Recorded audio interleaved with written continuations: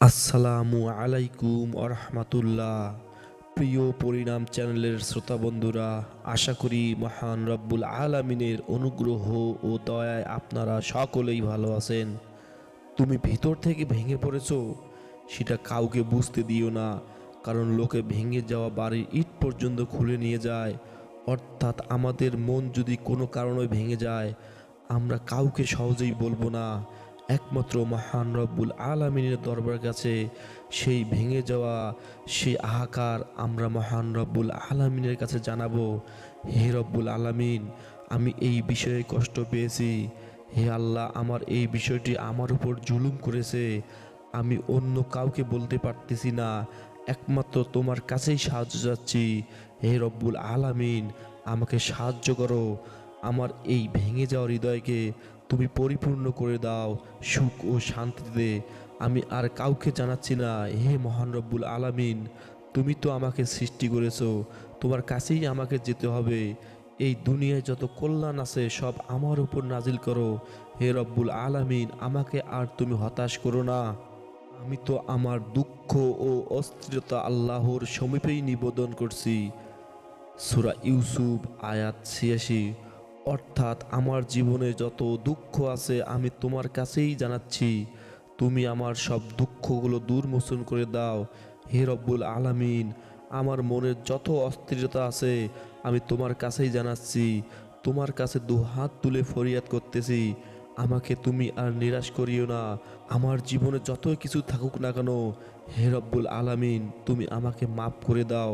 আমার জীবনে চলতে গেলে যত প্রকার বালা মুসিবত আছে সব থেকে তোমার কাছে পানাহার চাই, আমাকে মাফ করে দাও। হে রব্বুল আলামিন, আমি তোমার কাছেই চাচ্ছি।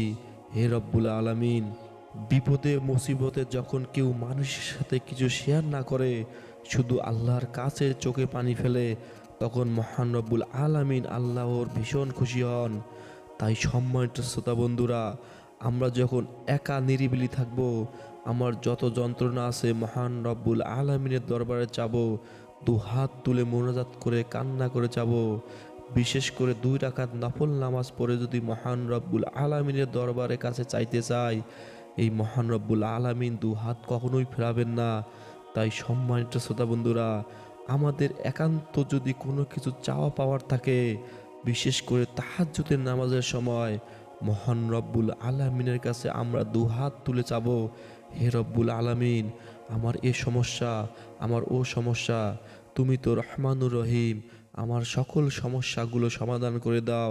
আমাদের জীবনে যত মুসিবত আছে হে আল্লাহ, তুমি আমাকে রক্ষা করো। হে আল্লাহ, মানুষ আমাকে নিয়ে সমালোচনা করে, হে রব্বুল আলামিন, আমাকে এই সমালোচনার মুখে ফেলাইও না, এবং তোমার 5 ওয়াক্ত নামাজ পড়ার তৌফিক দান করে দাও। এই দোয়াগুলো আমরা বিশেষ বিশেষ করে করব ইনশাআল্লাহ। তাই সম্মানিত শ্রোতা বন্ধুরা, সবচেয়ে বড় স্বস্তি এটাই যে আল্লাহ যার ভালো চান তাকে দুঃখ কষ্টে ফেলেন। বোখারি হাদিস নং 5645। যারা বিশেষ করে আমরা সমাজে চলতে গেলে বিভিন্ন রকমের বাধা আসে, বিভিন্ন রকমের রোগ শোক আসে, তাই আমরা কখনোই ধৈর্য হারাবো না, কারণ মহান রব্বুল আলামিন যাকে বেশি ভালোবাসেন তাকে সবচেয়ে বেশি কষ্টে দুঃখে ফেলেন। যদি আমাদের জীবনে চলার পথে কোনো কষ্ট আছে, আমরা নিরাশ হব না, আমরা মহান রব্বুল আলামিনের কাছে এটাই চাবো যে, হে আল্লাহ, এই দুঃখের পরে যেন আমার সুখ আছে। তাই আমি আবারও বলতেছি, আমাদের চলতে গেলে যতই বিপদ আসুক না কেন, আমরা নিরাশ হব না। নিশ্চয়ই আল্লাহ তাআলার সাহায্য অতি নিকটে। আল্লাহ তাআলা মুমিন ব্যক্তিদের বেশি ভালোবাসেন। তাই মুমিন ব্যক্তিদের উপর বেশি স্বস্তি এটাই যে আমরা যতই অসুখ বিসুখে থাকি না কেন, এটাই আল্লাহ তাআলার রহমত। তাই সম্মানিত শ্রোতা বন্ধুরা, আপনারা ভালো থাকবেন, সুস্থ থাকবেন, আবার দেখা হবে নতুন কোনো ভিডিওতে। আল্লাহ হাফেজ।